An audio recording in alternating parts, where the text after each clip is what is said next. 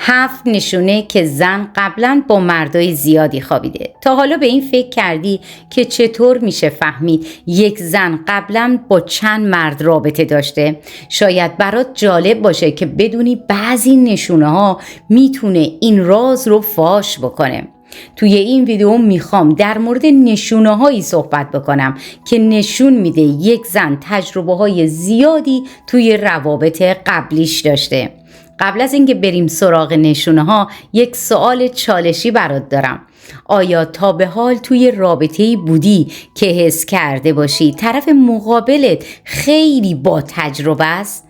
اگر جوابت مثبته حتما نظرتون رو تو کامنت ها برامون بنویسید.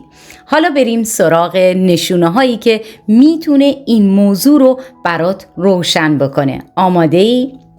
سلام، مریم هستم. من ویدیوهایی رو میسازم که به شما کمک میکنه بهترین رابطه جنسی و عاطفی خودتون رو داشته باشید. لطفاً با ساب و لایکتون ازمون حمایت بکنید تا بیشتر هم دیده بشیم. حتما زنگوله کنارش رو هم بزنید تا از ویدیوهای ما با خبر بشید. عزیزای من، بریم ویدیو رو شروع کنیم. همتون رو دوست دارم. شناخت کامل از بدن خودش. زنی که تجربه های زیادی در روابط قبلی داره معمولاً شناخت خوبی از بدن خودش پیدا کرده و میدونه چه چیزهایی باعث لذت بیشترش میشه. اینجور زنا معمولاً به خوبی میتونن بدونن که چه حرکات، فشارهایی و یا روشهایی براشون لذت بخشتره. مثلا فرض کن وسط رابطه سکسی زن با اطمینان کامل و بدون هیچ گونه تردید بهت میگه بذار اینجور انجام بدیم، این کار رو خیلی بیشتر دوست دارم. این به معنای این هست که زن قبلا تجربه های زیادی رو داشته و به خوبی با نقاط بدن خودش آشناست. مثلا ممکنه که بگه که لمس خاصی از بدنش یا نوع خاصی از حرکت براش بسیار لذت بخشتره. این سطح از شناخت باعث میشه رابطه جنسی برای هر دو طرف، به ویژه برای مردا، خیلی هیجان انگیزتر و لذت بخشتر بشه، چون دیگه نیازی به حدس و گمان نیستش و هر دو طرف میدونن دقیقاً چطور میتونن از رابطه نهایت لذت رو ببرن. این ویژگی ها معمولاً نشون میده که زن با مردای زیادی بوده و حالا با دقت و تجربه بالا میدونه چی براش خوبه و حتی برای شریک زندگیش. بی‌پروایی تو گفتن خواسته ها. یه زن وقتی با مردای زیادی رابطه داشته باشه دیگه توی رابطه جنسی خجالت و تعارف رو کنار میذاره و خیلی راحت رک میگه که چی میخواد. اینجور زنا چون تجربه های مختلف رو داشتن دقیقاً میدونن چی براشون لذت بخشه و چی نمیخوان. مثلا ممکنه وسط رابطه خیلی راحت بگه این حرکت تو خیلی دوست دارم و بیشتر انجامش بده، یا برعکس بگه این کارو نکن، بریم سراغ یه چیز دیگه. این صراحت و رک بودن نشون میده که زن تجربه های زیادی رو داشته و حالا میدونه که رابطه چی هست و چه چیزی میخواد. برای مردا این خیلی جذابه چون دیگه نیازی نیست که حدس بزنن و اذیت هم نمیشن. وقتی زن خیلی راحت و بدون تعارف حرفشو میزنه، مرد احساس میکنه که توی این رابطه همه چیز شفاف و مشخصه. این باعث میشه که رابطه جنسی خیلی طبیعی تر و هیجان انگیزتر بشه، چون هر دو طرف دقیقاً میدونن که دنبال چه چیزی هستن و به اوج میرسن. این سطح از اعتماد به نفس به راحتی میتونه نشون بده که این زن قبلا با مردای زیادی رابطه داشته و حالا به خوبی با خواسته ها و نیازهای خودش آشناست. استفاده از تکنیک های ویژه برای افزایش لذت. زنی که تجربه های زیادی رو داره معمولاً از تکنیک های ویژه و خاصی آشناست که میتونه لذت رابطه جنسی رو به حد اکثر برسونه. اینجور زنا معمولاً میدونن که چطور از تکنیکای خاصی استفاده بکنن تا رابطه خودشون رو هیجان انگیز بکنن. مثلا فرض کن وقتی با هم هستید، زن به جای استفاده از روش‌های معمول با دقت و مهارت خاصی از لمس‌های سبک و آروم یا حتی سرعت رو بیشتر و کمتر استفاده میکنه.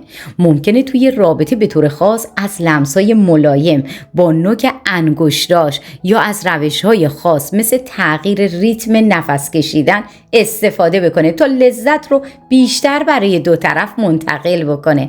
این تکنیک‌های ویژه به خاطر تجربه‌های قبلیشه که باعث میشه بتونه به خوبی و با دقت اون رو انجامش بده. برای مردا این نوع مهارت‌ها خیلی جذابه و تحریک کننده است، چون احساس میکنن که توی رابطه با کسی هستن که به خوبی میدونه چطور باید لذت رو افزایشش بده، از هر لحظه به طور کاملا بهره ببره. این ویژگی معمولا نشون میده که زن با مردای زیادی ارتباط داشته، چون باید این مرحله رو قبلا انجام داده باشه تا بدونه چه چیزی براش لذت بخشتره و همینطور برای شما. اگر به دنبال این هستی که کیفیت زندگی تو بهتر بکنی، به جای درستی اومدی. پس ویدیوهای کانال رو ببین و استفاده بکن. عزیز من، با ساب و لایکتون ازمون حمایت بکنید تا بیشترم دیده بشیم. بریم برای ادامه ویدیو.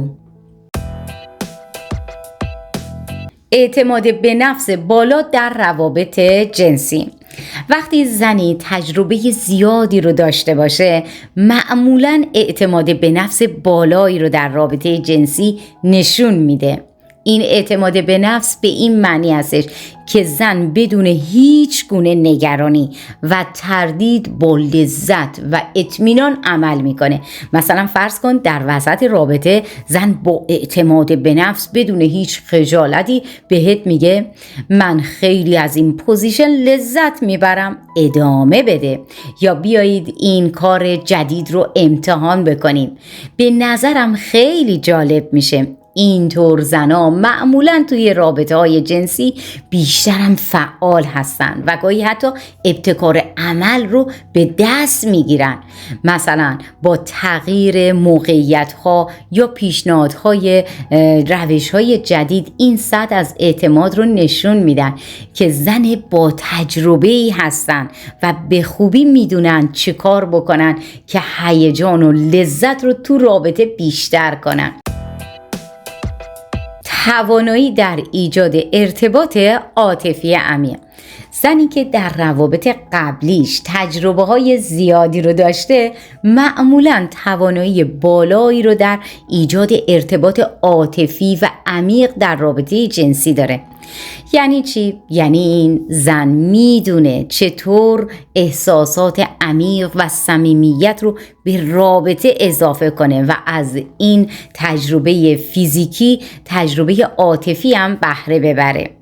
مثلا فرض کن وقتی با هم هستید، زن به جای تمرکز صرفاً بر روی لذت جنسی شروع به گفتگو و تبادل احساسات عمیق میکنه. ممکنه به آرامی بهت بگه در این لحظه این کار باعث میشه حس کنم خیلی نزدیک به تو هستم و این نزدیکی به من احساس خوبی رو میده که با هم به یک ارتباط عمیق‌تر هم برسیم. این نوع ارتباط عاطفی به خاطر تجربه های زیادشه که باعث میشه بتونه به خوبی لذت جسمی رو با عمق عاطفی ترکیبش بکنه. پیشنهادات جدید و خلاقانه در رابطه. زنی که تجربه زیادی رو داره معمولاً در رابطه جنسی خلاقیت و ابتکار عمل نشون میده. اینجور زنا با پیشنهادات جدید و متفاوتشون رابطه رو هیجان انگیزتر میکنن. مثلا فرض کن وقتی توی رابطه هستید، زن بهت پیشنهاد میده که به جای روال معمول یه بازی جدید را بندازیم یا به پوزیشن جدید فکر بکنیم و امتحان بکنیم. ممکنه بگه چرا این دفعه از این روش استفاده نکنیم. مطمئنم خیلی هیجان انگیز هستش. یا حتی ممکنه با ایده هایی مثل استفاده از لوازم جدید برای افزایش لذت در رابطتون استفاده بکنه و شما رو شگفت زده بکنه. این خلاقیت و ابتکار به خاطر تجربه های زیادشونه که باعث میشه از روش‌های مختلف و جدید برای لذت استفاده بکنن. توانایی در ایجاد تغییرات و تنوع. زنی که تجربه های زیادی در روابط قبلیش داشته معمولاً توی رابطه جنسی توانایی بالایی در ایجاد تنوع و تغییرات رو داره. این به این معنی هستش که این زن میدونه چطور میتونه رابطه رو از حالت عادی خارج بکنه و بهش هیجان و جذابیت هم اضافه بکنه. مثلا فرض کن وسط رابطه زن پیشنهاد میده که به جای ادامه دادن به روال معمول یک ایده جدید مثل استفاده از نورپردازی خاص یا موسیقی ملایم رو امتحان کنید. ممکنه بگه چرا این بار از این لوازم جدید استفاده نکنیم، یا به نظرم این تغییر کوچیک میتونه رابطه رو خیلی بهتر بکنه. این توانایی در ایجاد تنوع به خاطر تجربه های زیادشه که باعث میشه بتونه با ایده های تازه و متفاوت رابطه رو هیجان انگیزتر و جذابتر بکنه. به نظر شما چطوری میشه فهمید یک زن قبلا با مردای زیادی رابطه داشته؟ نظرتون رو تو کامنت ها برام بنویسید. فراموش نکنید سابسکرایب و زنگوله رو هم بزنید. همینطور ویدیوهایی که در انتها نمایش میدم رو حتما ببینید. دفعه بعد میبینمتون.